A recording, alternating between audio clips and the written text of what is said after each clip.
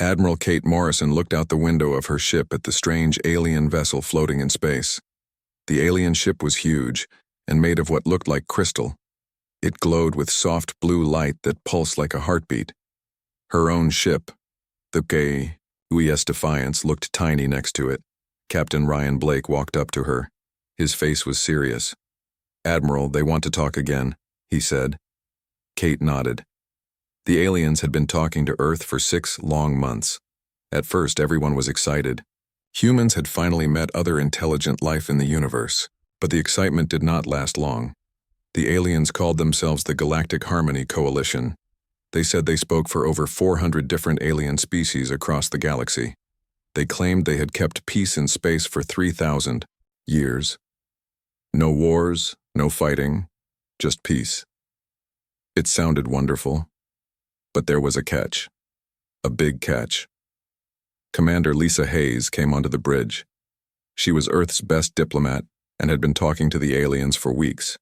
She looked tired and frustrated. "They want our answer," Lisa said. "Surrender everything or face destruction." Kate almost smiled. The aliens thought they were being generous.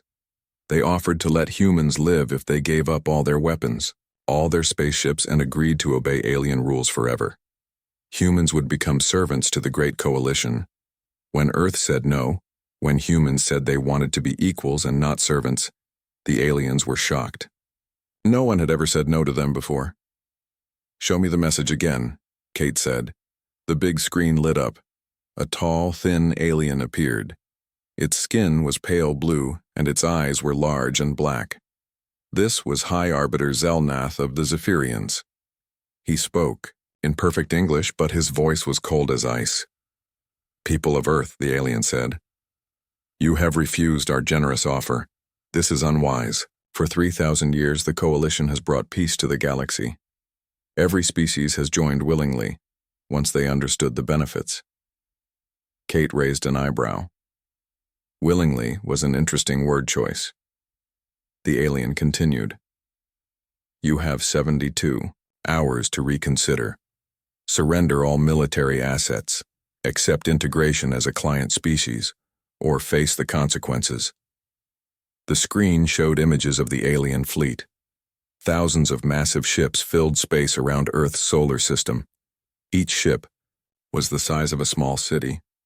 The aliens claimed each one could destroy an entire planet. "We have never lost a war," Zelnath said. "We do not intend to start now. Choose wisely, humans." The message ended. The bridge was quiet for a moment. Far below on Earth, President John Sullivan sat in his secure bunker deep under the Rocky Mountains. With him was General Patricia Cox, the head of Earth's military forces. She was a tough woman who had spent her whole life preparing for war. "Sir," said Colonel Danny Foster, the president's aide, "the aliens are serious. They really think we will just give up." President Sullivan looked at the reports on his desk. The alien fleet was real. The weapons were real. By all logic, Earth should surrender. Humans had only been in space for a few decades. The aliens had ruled the galaxy for thousands of years. But then something happened that would be remembered forever. President Sullivan started to laugh. It was not a nervous laugh or a scared laugh. It was a deep, real laugh that came from his belly. He laughed so hard that tears came to his eyes. General Cox looked at him for a moment. Then she started laughing too. Soon, everyone in the room was laughing. The sound echoed through the underground bunker. Back on the alien ship, Zelnath was monitoring human communications. He heard the laughter and froze. In 3,000 years of conquest, he had never heard anything like it. Species begged, cried, or fought when faced with the Coalition's demands. They did not laugh. "What is the meaning of this?" he asked his advisors. "We do not know, High Arbiter," one replied. "Perhaps it is some form of madness brought on by fear." But Zelnath was not so sure. There was something in that laughter that made him uncomfortable. It was not the sound of fear or madness. It was the sound of someone who knew something you did not. On Earth, the laughter was spreading. News of the alien ultimatum had reached every corner of the planet, and everywhere, humans were laughing.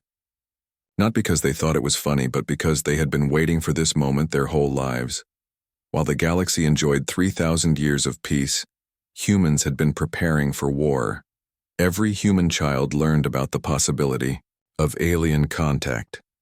Every human soldier trained for the day when Earth might have to fight for its freedom.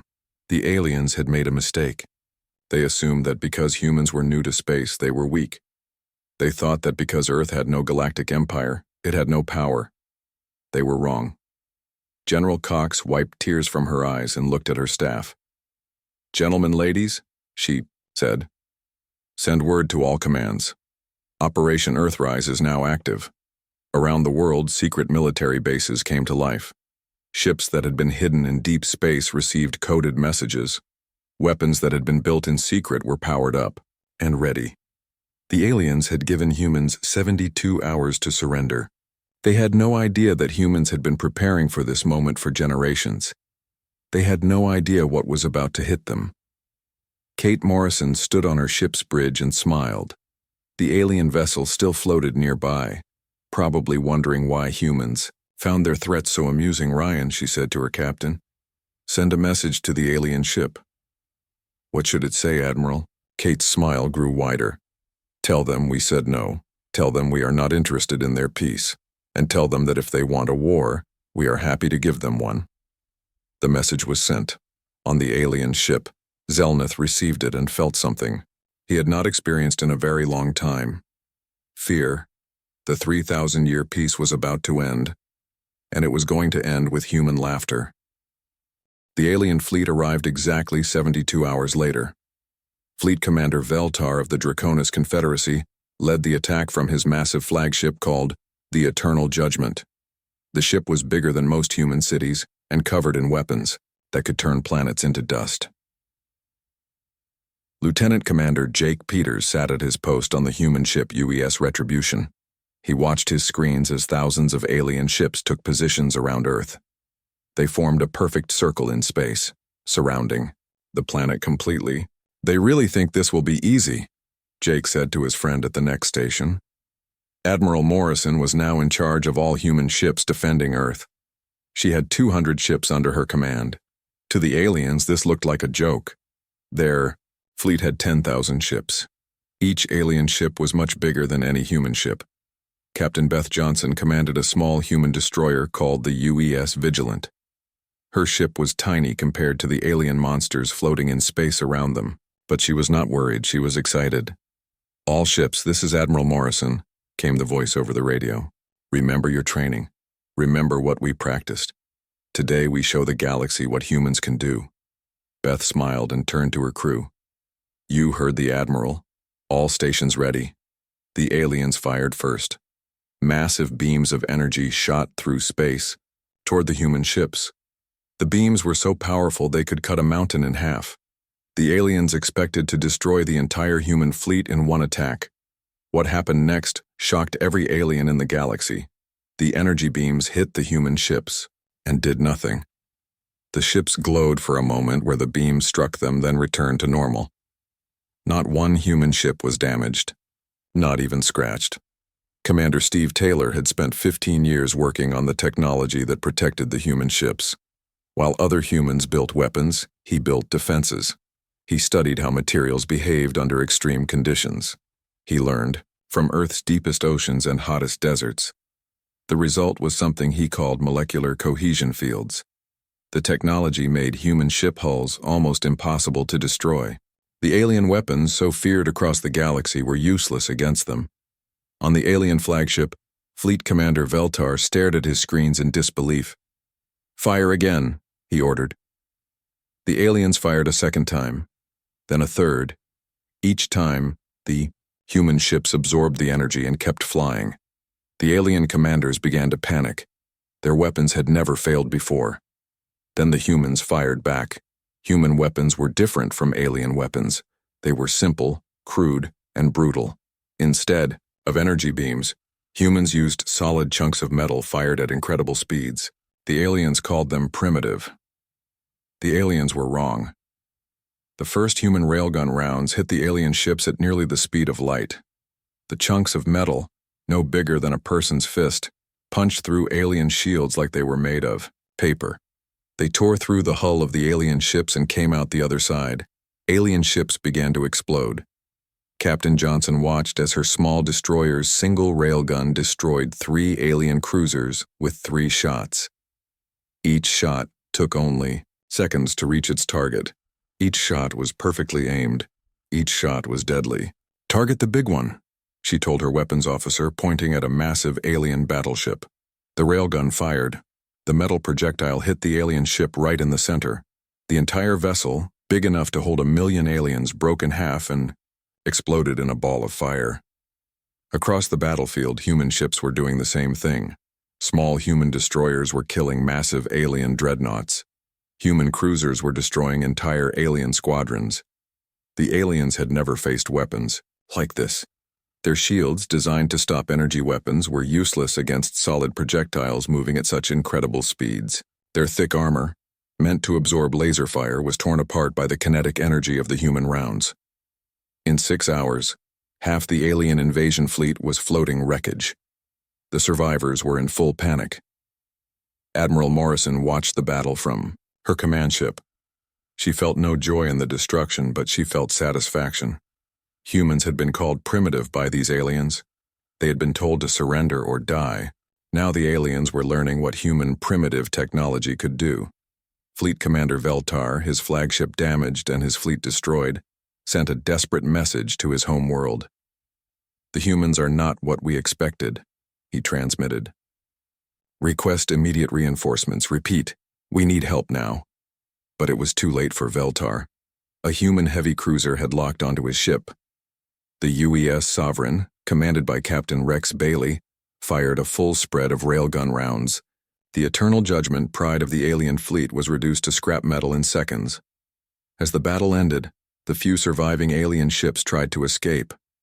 Some made it. Most did not. Human fighters, small and fast, hunted down the fleeing aliens, like wolves chasing rabbits. Lieutenant Commander Peters watched the last alien ship explode on his screen. Around him, the human fleet floated victorious among the wreckage of their enemies. "Signal from Admiral Morrison," his communications officer reported. "All ships well done, but this is just the beginning." Peters nodded. He knew the Admiral was right. This had been just one alien fleet. There would be more, many more. But something had changed in the galaxy today. For 3,000 years, no one had defeated the aliens in battle. For 3,000 years, they had been unstoppable. Not anymore. News of the defeat spread across the galaxy faster than light. On alien worlds that had never known war, leaders gathered in emergency meetings. The impossible had happened. The humans, a species they had dismissed as primitive, had destroyed an entire coalition fleet. Some aliens were terrified. Others were angry.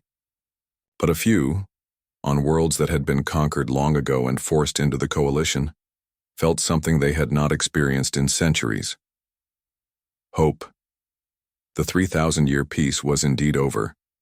But the galaxy was about to learn that sometimes the end of peace could be the beginning of something better. Freedom. News of the defeat traveled across the galaxy like wildfire.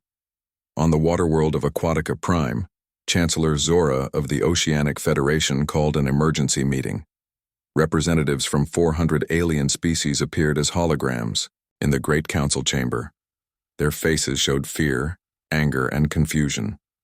"This is impossible," said one alien leader. "No species has ever defeated a coalition fleet." "The humans destroyed 10,000 ships," said another. "How did primitives do this to us?" Chancellor Zora raised her tentacled arm for silence. She was old, even by her species' standards, and had lived through the entire 3,000-year peace. Never had she seen the Council in such panic. "We underestimated them," she said simply. "We must not make that mistake again." On Earth, General Cox stood in the Pentagon's deepest briefing room. Around her sat the leaders of every human military branch. They had won the first battle, but everyone knew more would come. Colonel Nina Roberts, head of Special Operations, spread alien technology on the table. Her teams had recovered equipment from the destroyed alien ships, What they found was both encouraging and frightening. Their weapons are powerful but basic, she explained. They rely on overwhelming force, not clever tactics. They have never had to be creative in battle. Captain Paul Grant, Earth's newest intelligence chief, had been listening to alien communications. The messages his teams intercepted painted a clear picture of the enemy. They are scared, he reported, but they are also angry. Very angry. They plan to send everything they have against us. Admiral Morrison, now promoted to Supreme Fleet Commander, looked at the holographic display showing the galaxy. Red dots marked known alien worlds. Blue dots showed human positions. There were far more red dots than blue ones. They have more ships than we can count, she said. But they do not know our true strength. She was talking about Project Exodus. For 50 years, while the aliens thought humans were stuck on Earth, human ships had been secretly exploring space. They had found empty worlds and built hidden bases. They had mapped alien territories and studied their weaknesses. Commander Kelly Russo led the Stealth Reconnaissance Division. Her ships were small, fast, and invisible to alien sensors. They had been watching alien worlds for decades. We know where they live, Kelly reported. We know how they think. We know their fears. They know nothing about us. This was humanity's greatest advantage. The aliens had spent 3,000 years in peace. They had grown soft and lazy. They thought war was simple: show up with big ships and demand surrender. Humans had spent those same 3,000 years preparing for exactly this kind of war. While aliens enjoyed peace, humans studied conflict. While aliens built comfortable lives, humans built weapons and defenses. But the aliens had one major advantage: numbers. Even if they were soft, they had millions of ships and trillions of soldiers across hundreds of worlds. The Coalition's response was swift and massive. Every alien species was ordered to contribute ships and soldiers to a grand fleet. This time, they would not send 10,000 ships. They would send 10 million. High Arbiter Zelnath, the alien leader who had first threatened Earth, now faced execution for his failure. But before he died, he managed to send one final message to his people.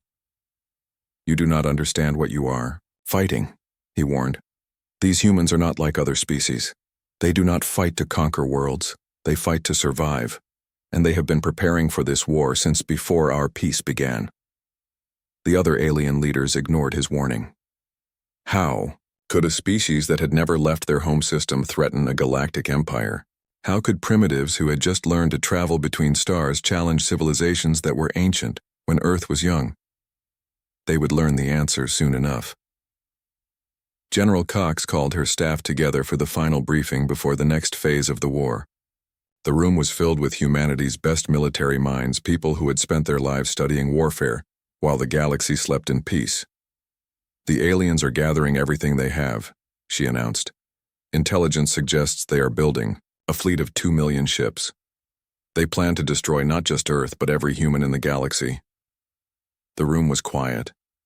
2 million ships was more than humanity had ever faced. It was more than most people could even imagine. But, General Cox continued with a slight smile, they are making the same mistake they made before. They think we will sit here and wait for them to come. She activated the holographic display. It showed the galaxy with hundreds of small blue dots scattered across alien space. Each dot represented a hidden human base or fleet. We are not going to defend Earth, she said. We are going to attack them.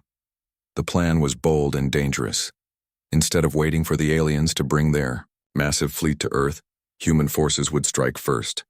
They would hit alien worlds across the galaxy simultaneously. They would show the Coalition that humans could reach anywhere, anytime.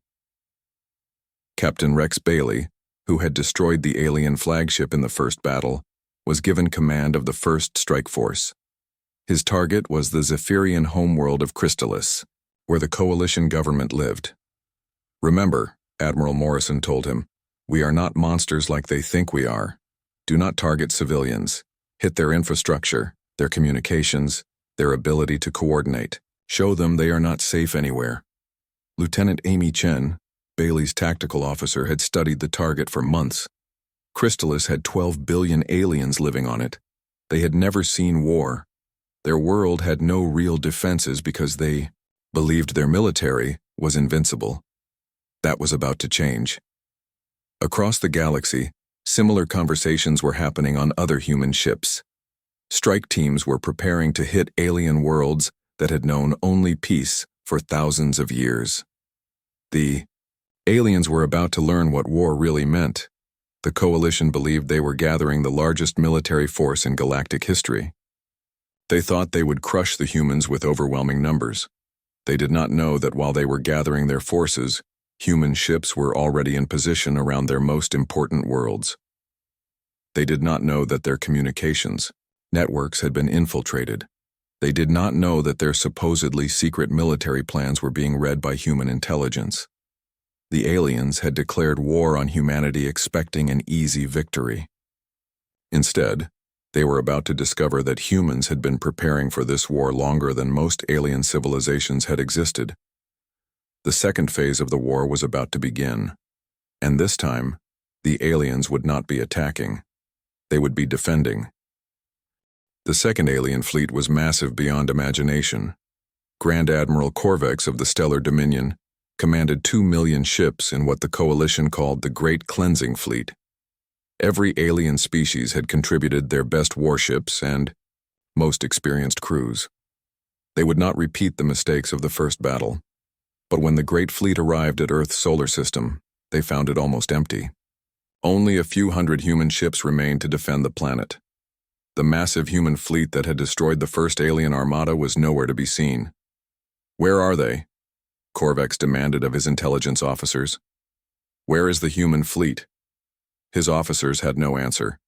Long-range sensors showed no human ships hiding behind planets or moons. The great human fleet had simply vanished. The answer came from the other side of the galaxy. Captain Rex Bailey commanded the heavy cruiser UES Sovereign as it dropped out of hyperspace near the Zephyrian homeworld of Crystalis. Around him, 50 other human ships materialized from the darkness of space. The planet below them was beautiful, with crystal cities that sparkled like jewels. It was also completely defenseless. "Target acquired," reported Lieutenant Amy Chen from her tactical station. "No military presence detected. They moved everything to the main fleet." Bailey nodded. The aliens had made exactly the mistake humans hoped they would make. They had gathered all their ships in one place, leaving their homes unprotected. "Communications, send the warning," Bailey ordered. The message went out on all Zephyrian frequencies. It was simple and direct. "Attention, Crystalis. You have 1 hour to evacuate all government buildings and military facilities. We are not here to hurt civilians, but we will destroy your ability to make war." The panic on Crystalis was immediate. 12 billion aliens who had never seen conflict suddenly faced human warships in their skies. Their leaders, safe in their crystal towers, screamed for their military to return and protect them, but their military was 2 million light-years away, preparing to attack Earth. Bailey watched the countdown timer reach 0. "All ships, commence Operation Shatterfall." Human railguns opened fire, but they did not target cities or homes. Instead, they aimed at communication satellites, power plants, and government buildings. Each shot was precise, calculated to disable, rather than destroy. Within an hour, the Zephyrian homeworld was cut off from the rest of the galaxy. No power, no communications, no way to coordinate their war effort. 12 billion aliens sat in darkness, wondering what had happened to their perfect world. Similar attacks were happening across the galaxy. Commander Gary Lewis led cyber warfare, teams that had infiltrated alien computer networks years ago. At his signal, every coalition world found their systems shutting down, their data corrupted, their technology turned against them. Captain Ellen Moore commanded the carrier UES Liberator as it struck supply convoys in the Andromeda sector. Her fighter squadrons destroyed fuel depots and weapon factories that had been producing war materials for the Great Fleet. The aliens had expected humans to cower on Earth and wait for death. Instead, they found their enemy everywhere at once, striking with perfect coordination across impossible distances. On the water world of Aquatica Prime, Chancellor Zora received reports of attacks on 50 different worlds. Her tentacles trembled as she read each message. Humans were not fighting like any species she had ever encountered. They are not trying to conquer us, she told her advisors. They are trying to blind us, silence us, cripple us. This is not how civilized species fight wars. Her military advisor, a veteran of many coalition campaigns, was equally confused. They could have killed billions, but they targeted infrastructure instead. Why show such restraint? The answer was simple, though. The aliens could not understand it. Humans fought to protect themselves, not to become monsters. They would cripple their enemies without becoming like them. Grand Admiral Corvex, still waiting near Earth with his massive fleet, finally understood what was happening. The humans had tricked him. While he gathered his forces for one great battle, they had scattered across the galaxy to attack his supply lines and homeworlds. "We must divide our fleet," he told his commanders. "Send ships to protect our worlds." But it was too late. The moment he split his forces, human ships that had been hiding in the outer system attacked. Admiral Morrison led her remaining fleet in hit-and-run attacks on the divided alien forces. Human ships would appear, fire their railguns, and disappear before the aliens could respond. Each attack destroyed dozens of alien ships. The Great Coalition fleet, designed for massive battles, found itself being picked apart by an enemy that refused to stand still and fight. Captain Sean Parker, now promoted to Commodore, led raiding forces that struck alien supply ships trying to reach the main fleet. His ships were fast and deadly, appearing from nowhere to destroy fuel tankers and ammunition ships. Without supplies, the massive alien fleet began to break down. Ships ran out of fuel, weapons ran out of ammunition, food supplies dwindled. The Great Armada that was supposed to destroy humanity was slowly starving in space. Back on Crystalis, Captain Bailey received new orders. Phase 2 of the operation was beginning. Instead of just disabling alien infrastructure, human forces would begin accepting surrenders from individual alien species. The first to surrender was the Botanical Commonwealth, a group of plant-based aliens who had never wanted to fight. Their representative, a being called Mossinger, contacted the human fleet with a simple message. "We wish no war with humans. We were forced to contribute ships to the coalition. We want peace." Secretary of State Victoria Hayes, working from a secure facility on Mars, began the complex process of negotiating with individual coalition members. Many species, she discovered, had been forced into the war against their will. The coalition was falling apart from within. Species that had been united for 3,000 years were now questioning their leaders. Some were angry that they had been dragged into a war they could not win. Others were afraid of what humans might do to them. Commander Alex Turner, leading intelligence analysis, reported that alien morale was collapsing. Intercepted communications showed panic, confusion, and growing rebellion against coalition leadership. The war that was supposed to last days had stretched into months. The aliens, who had never lost a battle, were losing on every front. Their great fleet was trapped near Earth, slowly dying from lack of supplies. Their home worlds were in chaos. Their government was collapsing. Grand Admiral Corvex, his once mighty fleet reduced to a few hundred functional ships, finally accepted the truth. The coalition had lost. Not because humans had better weapons or bigger ships, but because they had been smarter, more prepared, and more determined. The great 3,000-year peace was ending, not with the glorious victory the coalition had expected, but with the complete collapse of everything they had built. And the species they had dismissed as primitive was offering them something they had never truly had before: real peace. Peace between equals, not peace imposed by the strong upon the weak. The question now was whether the galaxy would be wise enough to accept it. The war that the coalition expected to last days had gone on for 6 months. What started as a simple conquest had become their worst nightmare. Species that had been loyal to the coalition for thousands of years were now openly rebelling against their leaders. President John Sullivan, now working from a secure base on Mars, received surrender requests every day. Entire alien civilizations wanted to make peace with humanity, rather than continue the hopeless fight. Secretary of State Victoria Hayes worked around the clock negotiating with different alien species. Each one had a different story, but they all said the same thing. They had been forced into the coalition long ago and had never been given a choice about the war with humans. The crystalline hives want to surrender, Victoria reported to President Sullivan. They say they only joined the coalition because they were threatened with destruction 300 years ago. Similar stories came from across the galaxy. The Great Coalition, which claimed to represent peaceful cooperation, was actually built on fear and force. Species joined because they had no choice, not because they wanted to. Admiral Morrison, commanding the human fleet from her mobile headquarters aboard the UES Destiny, watched as more alien ships surrendered each day. Her forces now numbered in the thousands as captured alien vessels were converted to human use. The final battle came sooner than expected. Grand Admiral Corvex, his great fleet reduced to a few hundred ships, decided to make one last desperate attack on Earth. He had nothing left to lose. His government was collapsing, his allies were surrendering, and his reputation was destroyed. All ships attack formation, Corvex ordered. We will show the galaxy that the coalition does not yield to primitives. But when his remaining ships approached Earth, they found Admiral Morrison waiting for them with a force 10 times larger than their own. Human ships filled space around the planet, their hulls gleaming in the light of the sun. "This is Admiral Morrison to the coalition fleet," came the transmission. "You are outnumbered and outgunned. Surrender now and your crews will be treated with respect." Corvex looked at his tactical display. His few hundred ships faced thousands of human vessels.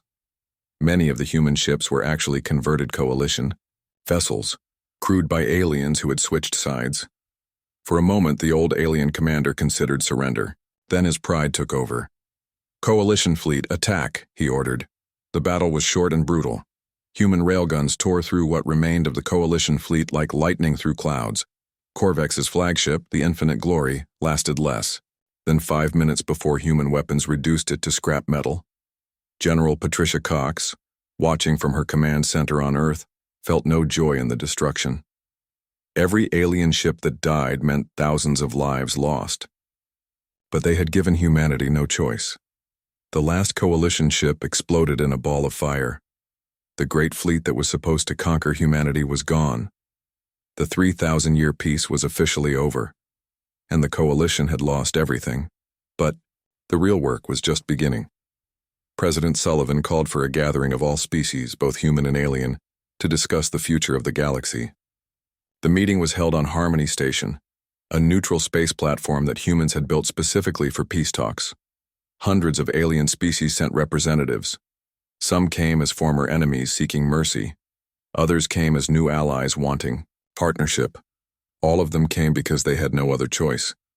Chancellor Zora of the Oceanic Federation was among the first to arrive. Her people had been founding members of the coalition, but they had grown tired of the constant demands for ships and soldiers. "We want peace," she told President Sullivan during their first meeting. "Real peace, not the false peace we had before." Secretary Hayes worked with representatives from every species to create something new. Not a coalition based on fear, but a true partnership based on equality and respect. The negotiations took months. Every species had different needs, different fears, different hopes for the future. But slowly, carefully, they built something that had never existed before in the galaxy. The Galactic Cooperation Council was born from those talks. Unlike the old coalition, which was ruled by the strongest species, the new council gave every member an equal voice. Decisions were made by vote, not by force. Captain Rex Bailey, now promoted to admiral, commanded the peacekeeping force that would enforce the new agreements. His ships were crewed by humans and aliens working together, former enemies now fighting side by side to protect peace. The most important change was not political but philosophical. The galaxy had learned that peace imposed by force was not really peace at all. True peace required respect, cooperation, and the understanding that every species had something valuable to contribute. Admiral Morrison stood on the observation deck of her flagship, watching as alien delegates signed the new galactic charter. Representatives from 400 species put their names to a document that would reshape the galaxy. She thought about humanity's long journey from isolation to galactic leadership. For thousands of years, humans had been alone, preparing for a war they hoped would never come. Now they would help build a peace that might actually last. The ceremony was broadcast across the galaxy.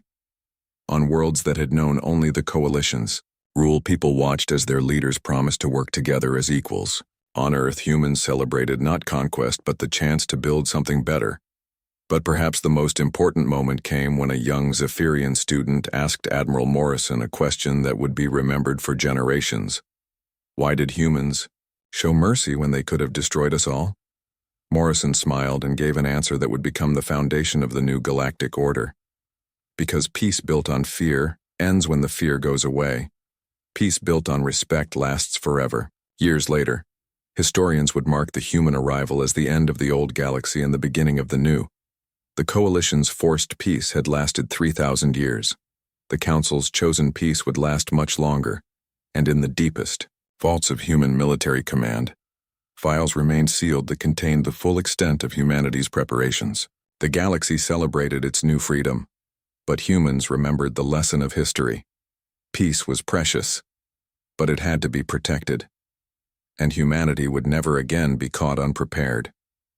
The 3,000-year peace was over, but something better had taken its place.